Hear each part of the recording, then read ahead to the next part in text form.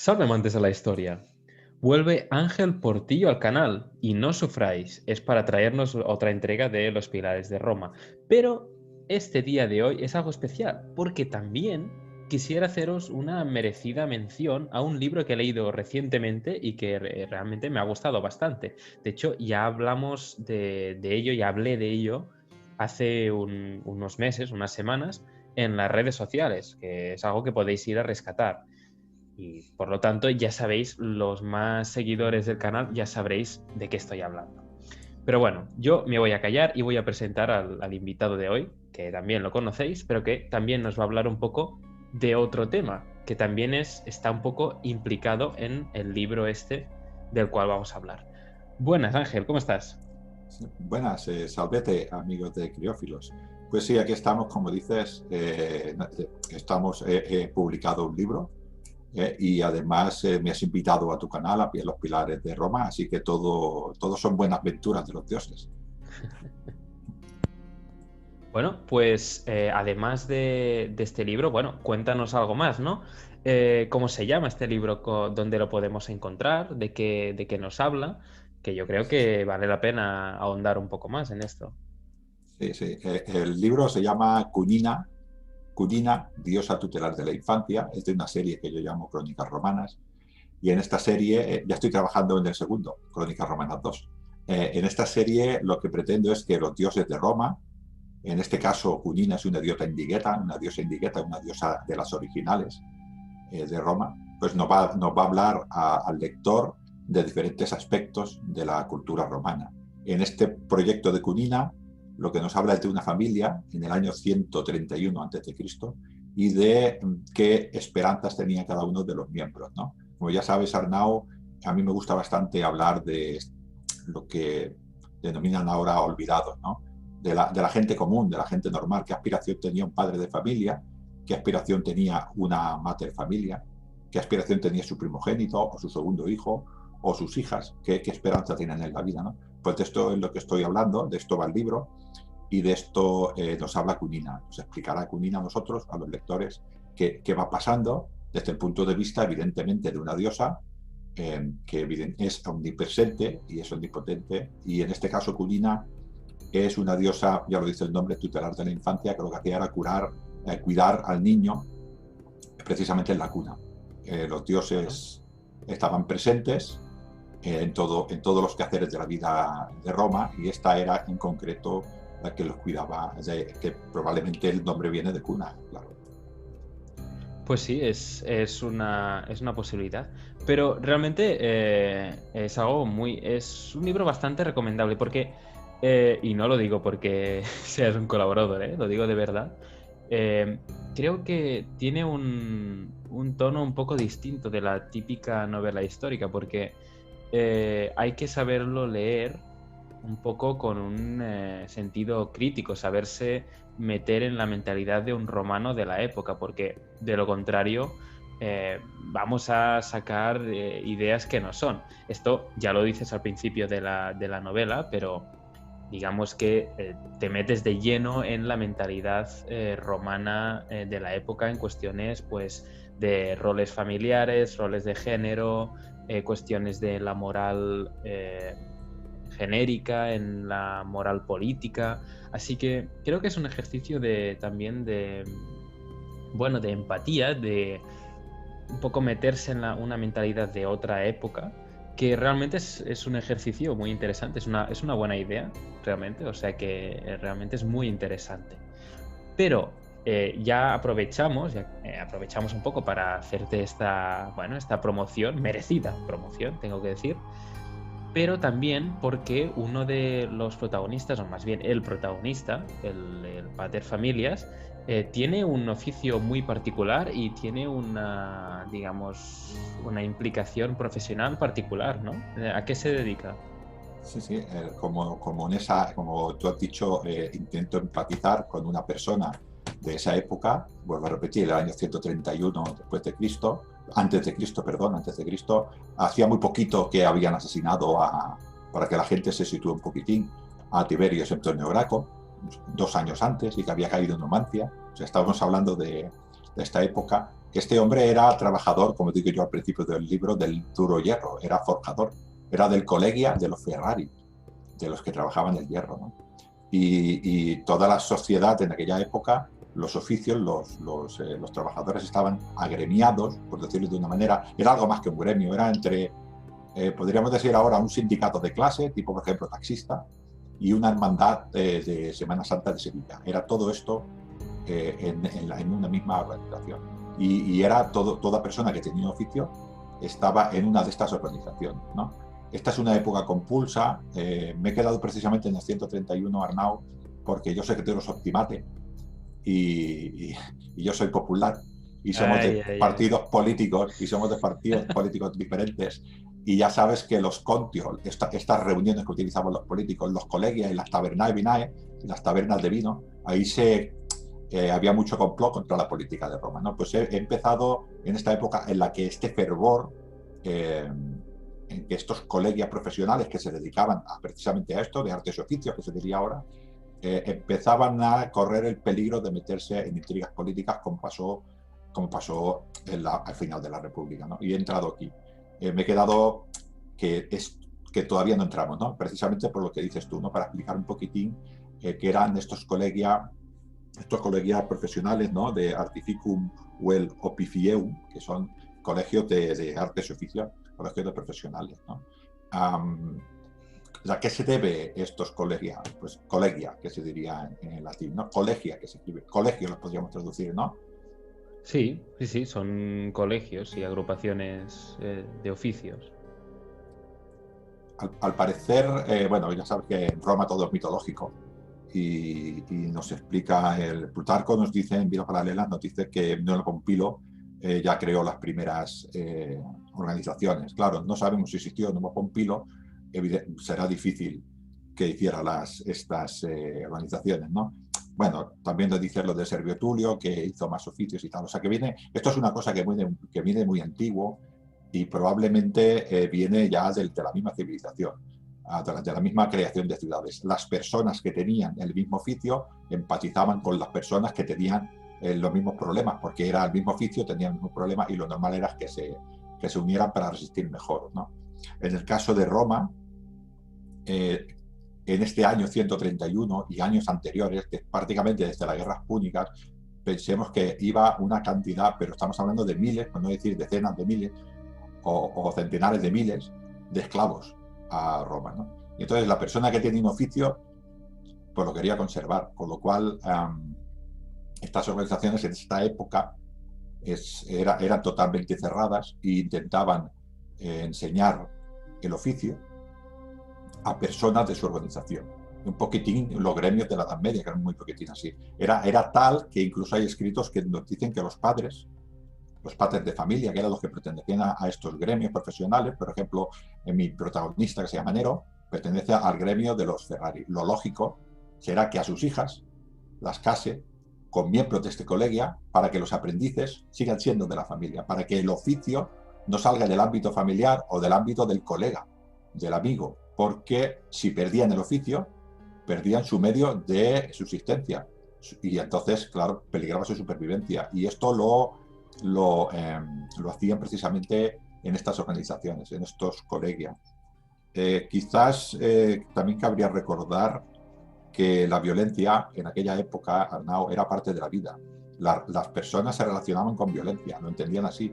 La organización, Roma es una organización que se asociaba prácticamente, bueno, Roma, los galos, los germanos, se organizaban para la violencia, para la guerra, ¿no? Y estos sindicatos también se organizaban así. Defendían sus intereses de cualquier manera. Y si hacía falta ejercer la violencia, pues ejercía la violencia. Porque desde su punto de vista, estaban defendiendo su método de vida, su método de supervivencia. Si un gremio les quitaba su oficio, al final iban a morir sus hijos de hambre. Y ellos lo veían así. Incluso, no sé exactamente qué palabra se utiliza, pero para que nos entendamos, el casus belli romano. Era este de, voy a atacar, por ejemplo, a los marcomanos por si me atacan a mí porque se están haciendo poderosos, ¿no? Llegaba hasta esto. Cuando veían la amenaza, atacaban. Estamos hablando de esta organización. Este hombre pertenecía a esta organización y se relacionaba prácticamente siempre con miembros de esta organización, y su mujer, porque eran padres de familia, y como la familia romana, Arnau, funcionaba así, también se relacionaba con personas de este gremio. Así que yo me imagino a todas las mujeres del gremio que se conocían entre ellas, vivían entre ellas, se relacionaban entre ellas. Los hijos jugaban con hijos de miembros de la organización. Evidentemente no sería 100%, porque claro, en una calle pues habría un poco de todo, ¿no? Pero la tendencia sería esta. Tú como hijo, cuando tenías tu edad de casarte, o tú como hija, cuando tenían edad de que te iban a casar, tú sabías que el 90%, 95% de las posibilidades era de que acabaras en este gremio. Era así de cerrado esto. Quería explicarlo para que nos entendiéramos, ¿no?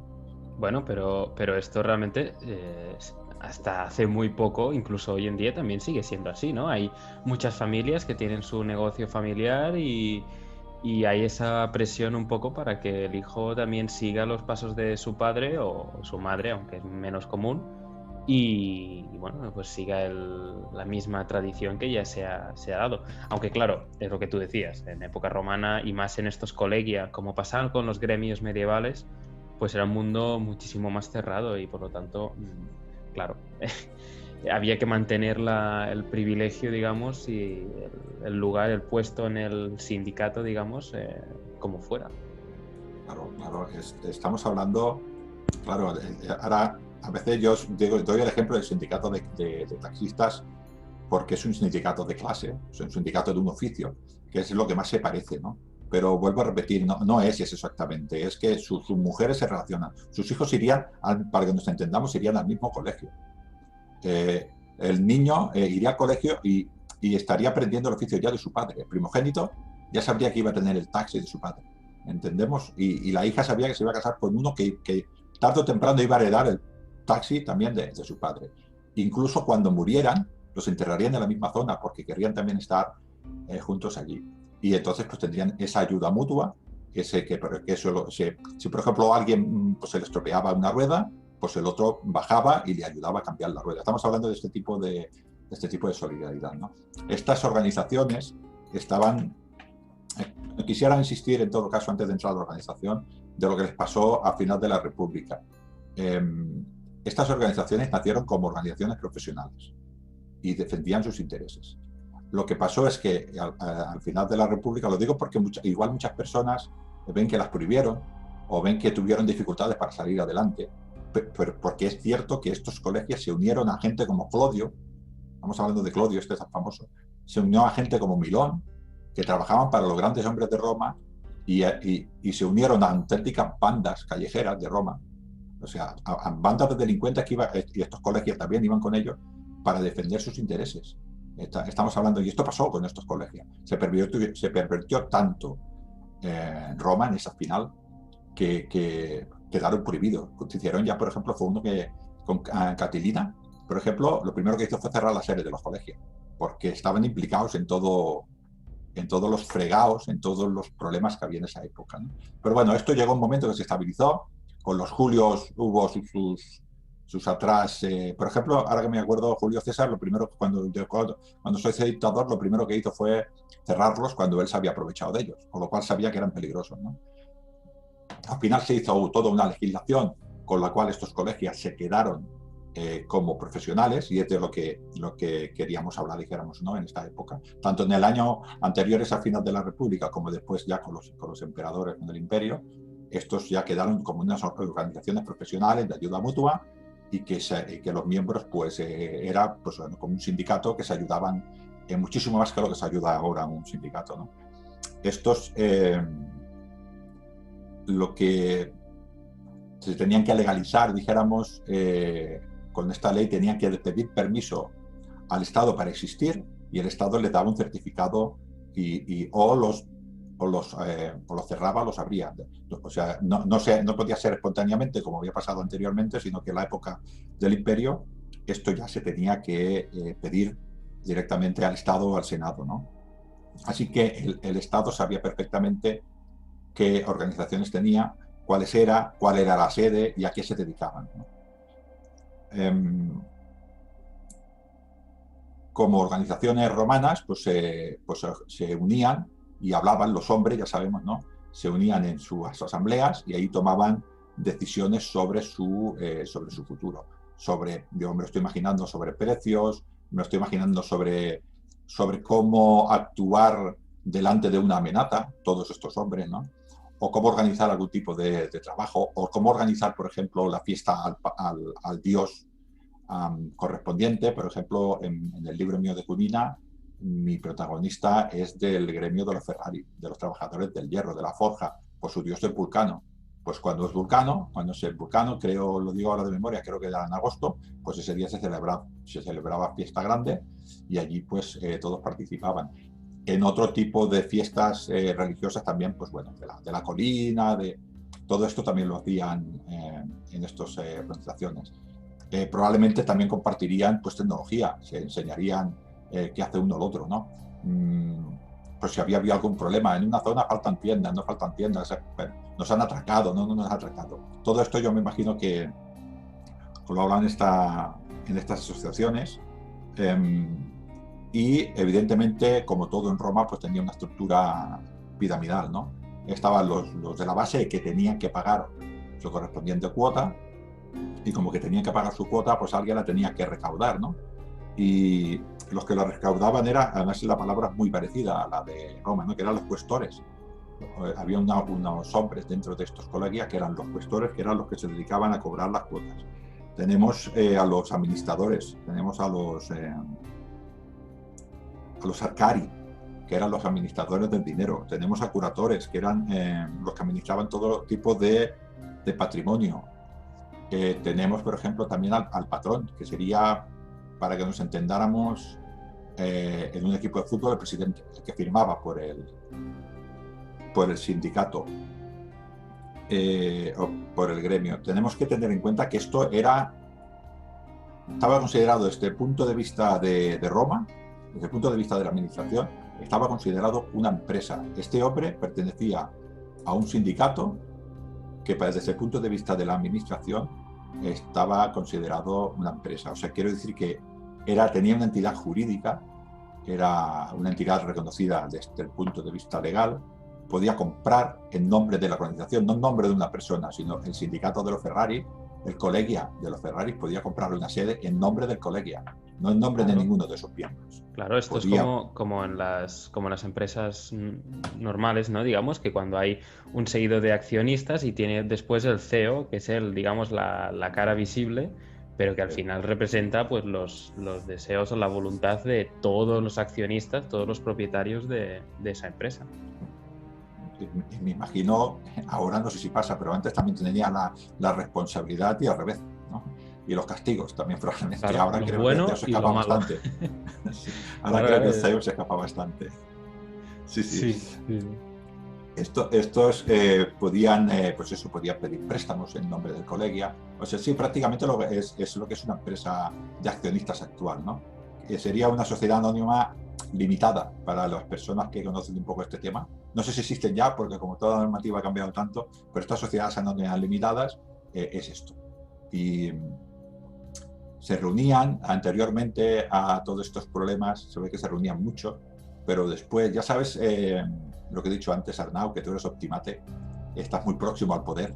Y ¿Qué dices? ¿Qué dices? No. Bueno, va. Yo pues esto lo tengo en secreto. Yo lo tengo en secreto porque nunca se sabe quién está escuchando esto. Aún luego me encontraré un matón de los catones o de vete tú a saber quién. Estas familias un poco con alcurnia y nunca se sabe, así que no. Yo soy neutral. Vale, yo no sé. Neutral, te van a dar los dos bandos. Esa es la idea. ¿No? Pues bueno, lo que te decía era que el miedo a que cuando un grupo de hombres se reuniera hiciera pensar algo contra el gobierno era constante, ¿no? Con lo cual los dejaban reunirse una vez al mes y ya está, ¿no? Y supongo que hacían sus actas y estarían controlados. La verdad es que después de los Julio, estas organizaciones colegiales se fueron extendiendo poquito a poquito por el imperio, ¿no? Y la verdad es que se dedicaron a eso, a intentar cuidar intereses mutuos. Claro, esto de, por ejemplo, tener los aprendices en casa te asegura que una persona no enseña el oficio fuera, pero también te asegura que tú vas a tener una buena enseñanza, porque te está enseñando un profesional del oficio. O sea, con lo cual también está dando un prestigio a tu oficio. No solamente no solo se puede ver desde el punto de vista de que estamos cerrados para la supervivencia, sino que eso también tiene que el aprendiz, como le va a enseñar una persona que lleva toda la vida trabajando en su oficio, en principio va a tener un buen aprendizaje, que esto también da calidad, ¿no? Por eso también hay que mirarlo de esta manera, me refiero. Estos se fueron extendiendo poquito a poquito por todo el imperio. Los emperadores poco a poco los fueron apoyando también. Por ejemplo, se sabe que Trajano los apoyó bastante a los sindicatos que se dedicaban a artes y oficios. Y en la época ya mala del todo, después de la anarquía militar y tal, ya sabemos que la gente abandonaba las ciudades y se iba al campo para intentar sobrevivir porque la crisis era muy bestia. Estoy hablando de mediados y finales del siglo III, Diocleciano y otros emperadores un poco precedentes y de después ligaron ya directamente, se obligaban a los trabajadores a sindicarse para que no se fueran de las ciudades, ¿no? Quiero decir que fue una evolución desde que nos unimos todos a principios de la República porque nos tenemos que intentar defender. Luego vino el final de la República, nos volvemos un poco matones. Luego viene el principio del Imperio, somos profesionales y vamos trabajando. Y al final en el Bajo Imperio ya te ataban al sindicato y no te podías mover de la zona donde tú estuvieras trabajando. Esto en una ciudad ex novo debería ser muy, muy delicado porque como estaba toda planificada, probablemente me encontraría tres calles en las que estaban todos los trabajadores, por ejemplo, de la madera, ¿no? Y esa era allí, y allí iban a estar. En Roma era más complicado porque como era todo un caos, pues probablemente los miembros de los sindicatos, los miembros de los colegios estaban repartidos por toda Roma, como estaban todas las fábricas, como estaban todos los horreas y como estaban todos los almacenes, ¿no? Pero en estas ciudades debería ser que además de que no podían abandonar su oficio, estaban en las mismas calles todos. Bueno, esto es algo muy curioso porque se ve más normalmente con los gremios medievales, pero es algo que pasa y que aún encontramos algunos vestigios. Por ejemplo, bueno, lo que me conozco más, pero en Barcelona, por ejemplo, pues en la parte antigua pues hay la calle de los trabajadores de la plata, la calle de los que hacen botas, la calle de los zapateros. Y esto aún tiene estos nombres. En el barrio gótico, aún hay las calles de cada uno de los gremios. Es algo muy, muy interesante y que luego, claro, en la Edad Media, pues con sus más y sus menos, también acabó un poco traspasándose. Es algo que aún se puede ver en algunos nombres. Claro, el final del Bajo Imperio y la Edad Media es una continuidad, ¿no? Uno no sabe dónde empieza una cosa y dónde acaba la otra, ¿no? Igual que el Alto Imperio y el Bajo Imperio. Quiero decir que todo, yo creo que viene de esta época, en la época, bueno, si no nos desviaremos del tema, ¿no? Pero bueno, era una situación complicada y había que atar a las personas al oficio. Igual también a la persona cuando la atabas al oficio decía, tengo un oficio al menos, porque la vida era dura en esta época, ¿no? Para que veamos que estas organizaciones que nacen con un ámbito, al principio nacieron con este deseo de ayudarnos mutuamente entre personas que tenemos el mismo oficio, porque nos vamos a encontrar con el mismo problema, por ejemplo, conseguir materia prima, conseguir toda esta información que tiene que fluir, técnicas en este caso de forjado, técnicas, todo esto nos lo vamos a ir pasando entre nosotros. No va a salir de nosotros, porque si no, cualquiera que aprenda nuestro oficio nos va a ir en nuestra contra, pero nosotros nos vamos a ir pasando esta información, con lo cual vamos a ir salvando nuestro oficio. Todo esto va evolucionando y al final, pues bueno, puedes acabar atado a algo.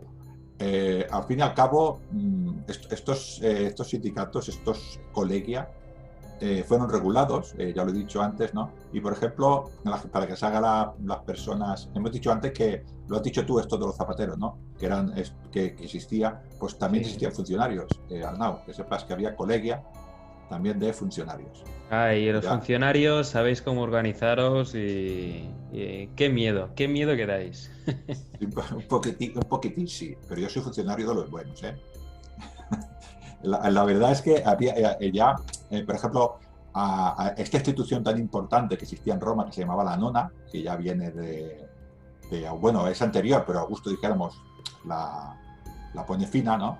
Que es esto de que les entregábamos, les entregaba en aquella época la renta básica de entonces, que era 35 kilos más o menos de cereales a los ciudadanos romanos de Roma.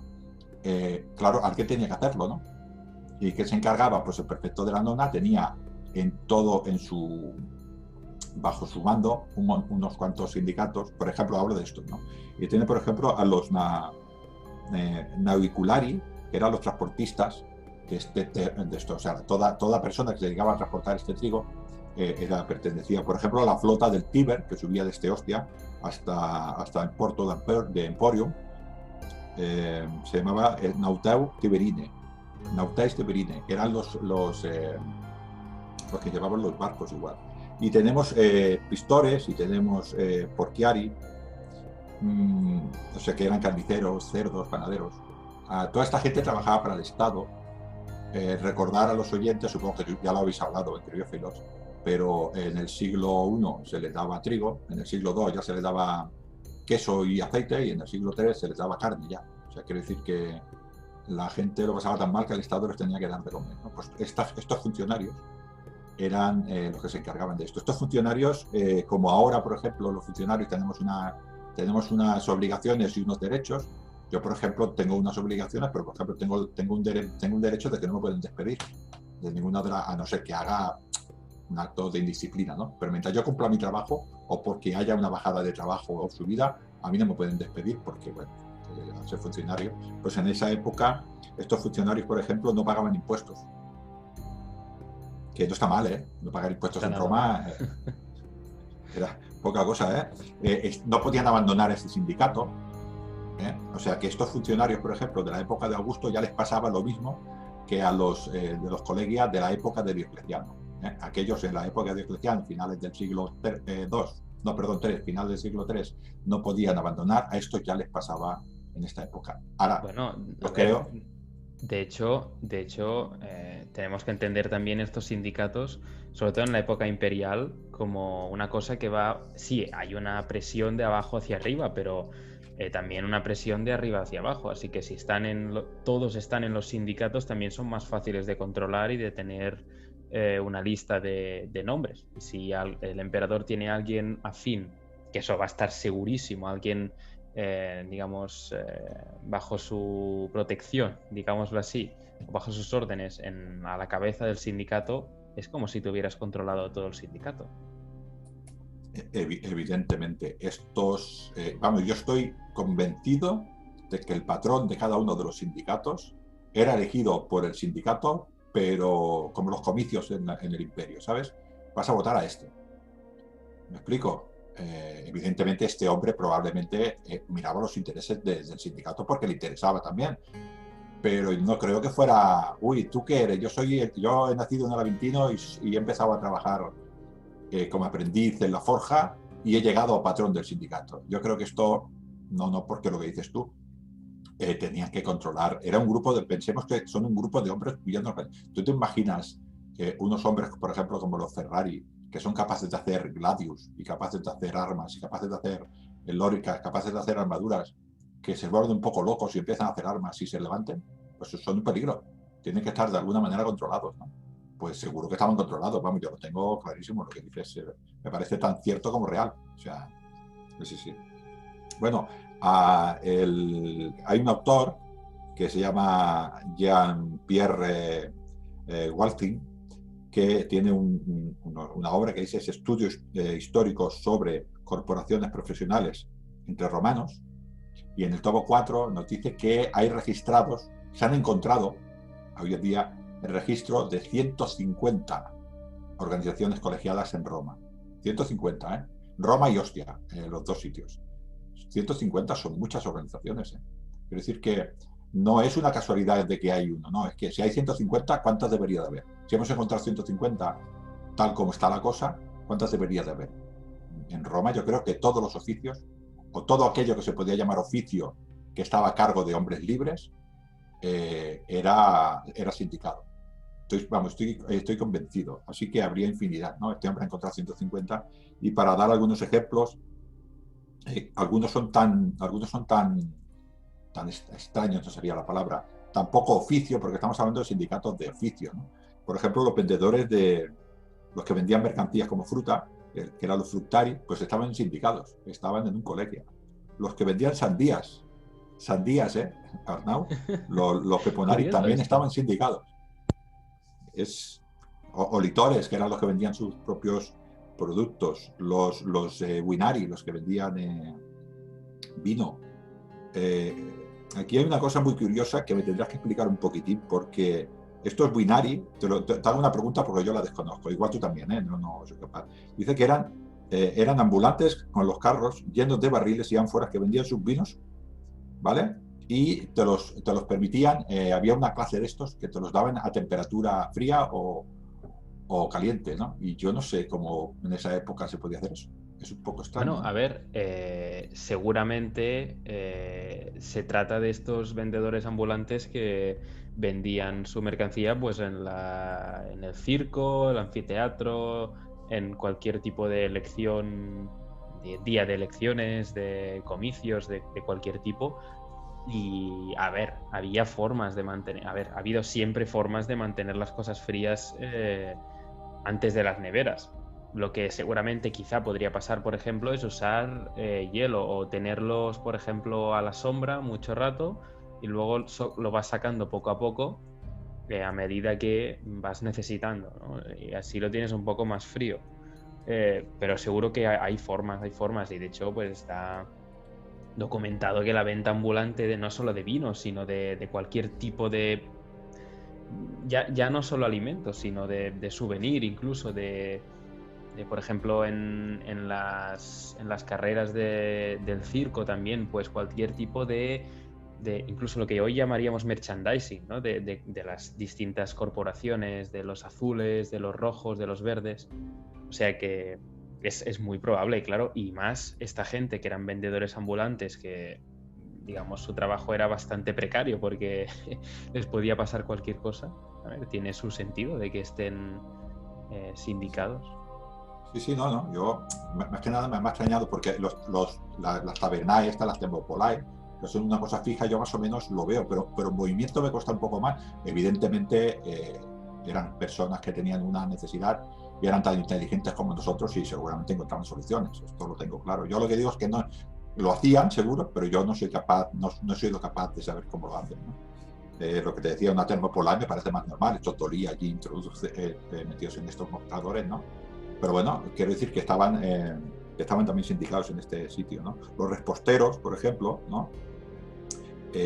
Los siriwirari, bueno, por ejemplo, los confiteros también, los que hacían perfume, los que hacían pigmentos.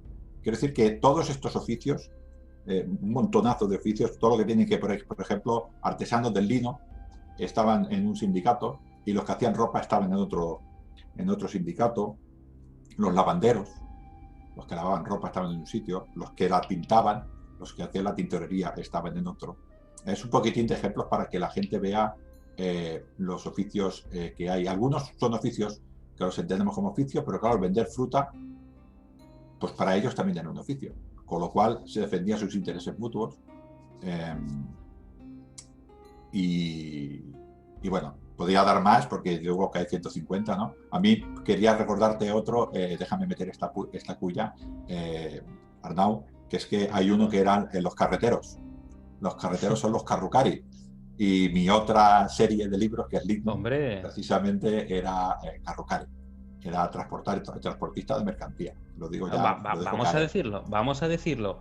Tienes otra serie de libros, es saberlo, quizá lo sabéis algunos, pero Ángel tiene otra serie de libros que es su principal o sus primeras obras, que es una trilogía, si no me equivoco, que se llama Lignum. Luego hay Lignum en Roma, Lignum en Dacia, si no me equivoco, ¿no? No, Sí. en Tapae. Bueno, que trata de eso, de un transportista de la logística, digamos, de las legiones de Trajano, que, bueno, pues ahí tiene sus aventuras por ahí. y Sí, es también muy recomendable. ¿Está cerrada ya esta trilogía o aún sí, está en sí, marcha? en principio está cerrada, pero ya sabes que los dioses nunca se sabe lo que quieren, ¿no? Pero en principio Ah, está cerrada, sí. vale, vale. Ahí lo dejo, no me tires más de la lengua. Uy, casi me llevo una exclusiva, pero no. Ahí, No, a la próxima, a la próxima. a la próxima sí. Pues bueno, como volviendo otra vez a lo que hemos dicho de Cunina, que tú lo has dicho, lo has expresado muy bien, ¿no? Que es este carácter de cómo era la familia en aquella época. Precisamente el padre de familia, que tenía un oficio como el de los Ferrari, no podía ver la vida si no estaba sindicado. Hemos dicho que una persona que vendía fruta estaba sindicada, una persona que vendía sandías estaba sindicada, una persona que lavaba ropa estaba sindicada. Con lo cual, eso era una cosa que impregnaba. Por eso tanto en Lignum como en Cunina, como en Crónicas Romanas, introdujo el tema este de los sindicatos, porque estaba ahí. Otro tema que no has comentado, pero bueno, lo comento un poquitín, es en Cunina también, por ejemplo, hablo del ejército, porque es que estaba ahí. Estamos hablando de la República.